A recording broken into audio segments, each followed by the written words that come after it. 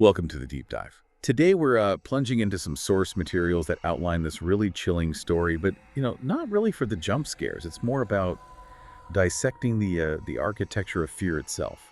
We're looking at the story behind a supposed ghost summoning game that people whisper about online. You know, our sources are excerpts from a horror podcast, Shadows and Stories, specifically their episode on the ghost summoning game. Our goal here is to really unpack the mechanics of how this story works, how it progresses, and I guess what it tells us about urban legends and why they hook us. Exactly. We're trying to pull out the critical bits of knowledge from this narrative. So, what are the rules?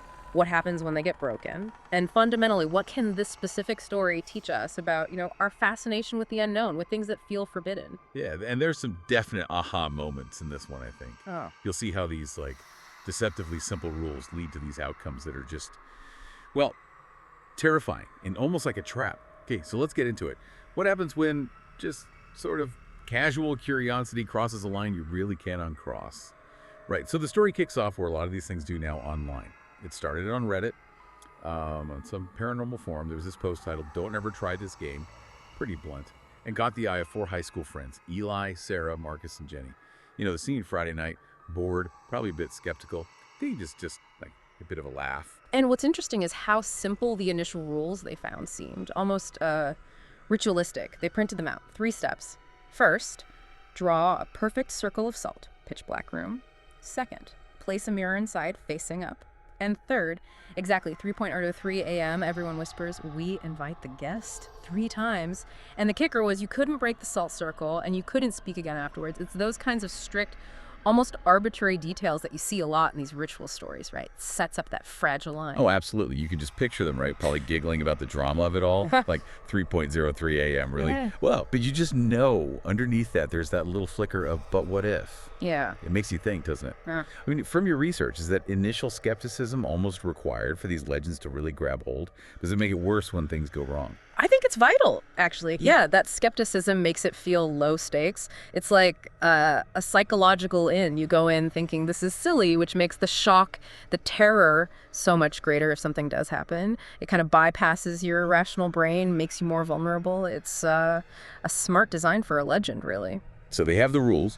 They all meet up at Marcus's basement, around 2:50 a.m., pitch dark, no phones, just the salt, the mirror, and 4 flashlights flickering away while they set up. 3:03 a.m.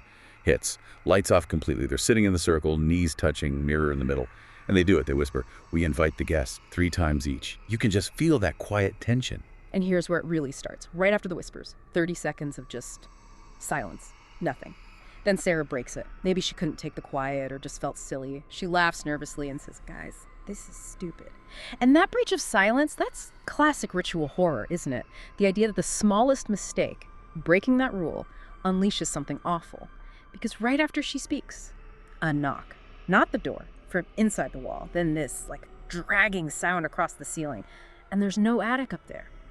Wow. Yeah, and it didn't stop there. Jenny immediately turns her flashlight on. In the mirror, the one they used, totally fogged over, like someone breathed on it. But the room was freezing. Nobody moved. Then Marcus grabs the mirror, holds it up so they can all see. And just for a second, they see it in the reflection behind them. Shadow standing in the corner. They whip around. Nothing's there. But the really creepy part, they look back at the mirror, and it's just black. No reflection at all. Doesn't matter where they point it. Just darkness. Yeah. That's more than just seeing something scary, isn't it? The mirror itself is fundamentally changed. It is. It stops being a mirror and becomes something else entirely. A focal point, maybe.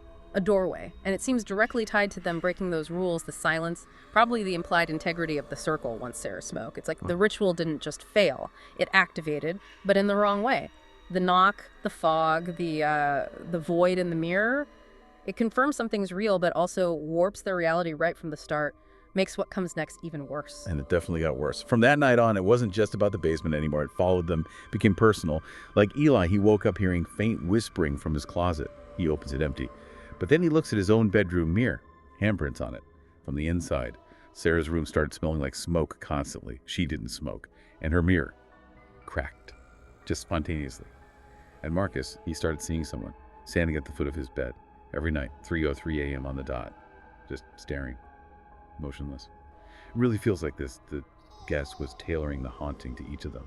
That personalization is a really effective element in psychological horror. Yeah, It moves beyond just a spooky presence to something that feels like it knows them. It invades their personal space, uses things tied to their identity like mirrors, makes it feel inescapable, it targets them. The question lingers, is it just one entity affecting them differently, or is it something smarter picking their specific fears? The not knowing is part of the terror. Yeah, you can imagine the panic. Total panic. Jenny just couldn't take it. She told the others she was going to destroy the mirror, the one for the ritual, burn it. So she sets up this fire pit in her backyard, and she FaceTimes Sarah, maybe for support, or just so someone would see it happen. And this act of desperation, burning the mirror, becomes, well, pivotal, tragically so, because what happens during that FaceTime call is horrifying. As the flames start catching the mirror, the video glitches out badly, but just before it cuts off completely, Sarah sees something in the background on Jenny's end. Something crawling towards Jenny, upside down. Then the call drops. And Jenny, gone, never seen again. Her parents apparently told people she ran away, but the friends, they knew better. They saw what Sarah saw. Oh man, just awful. So Marcus and Eli are left, completely freaked out, obviously. They try everything, more salt circles, they talk to priests, they even found the original Reddit post and deleted it, like trying to erase the source, but nothing works. The whispering continued for Eli, the mirrors stayed dark, you can feel how trapped they are. The rules seem just brutal. Brutal and unforgiving. And this is when they make the final crucial discovery. In their desperation, they went back, examining that original Reddit post one last time, really scrutinizing it. And they found it, hidden right at the bottom. Faded red text, almost invisible. It read, "Do not break the silence. Do not break the circle. If the guest is invited, they will come. If the guest is ignored, they will stay." That changes everything, doesn't it? It means breaking the rules didn't just summon it, it guaranteed it would stay because they broke the rules. And even ignoring it wasn't an escape. It was a trap from the start, and they only found the last rule once they were already caught. An inescapable trap. Wow. And the ending for the others is just as grim.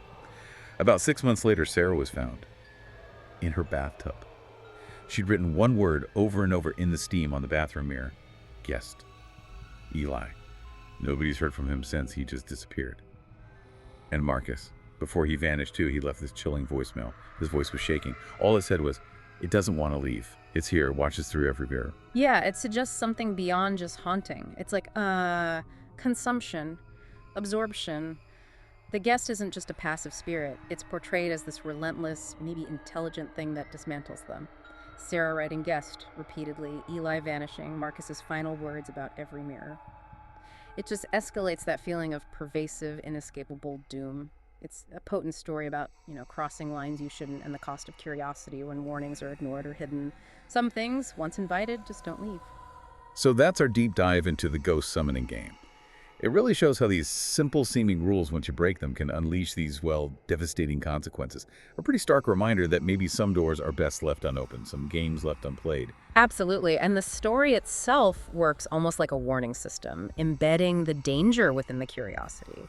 That mix of the forbidden, the easily accessible rules, and then the slow reveal of the real rules only after it's too late. It's very effective. It kind of makes you wonder, doesn't it? In our world, with so much information, some good, some bad, just floating around, how do you know what's safe to engage with and what you should just leave alone? That's a heavy question, and maybe we leave you with Marcus's last words echoing a bit. It watches through every mirror. Makes you think perhaps the most terrifying games aren't the ones with clear endings, but the ones where the game never really stops, where the other players are unseen, and the consequences are staring right back at you.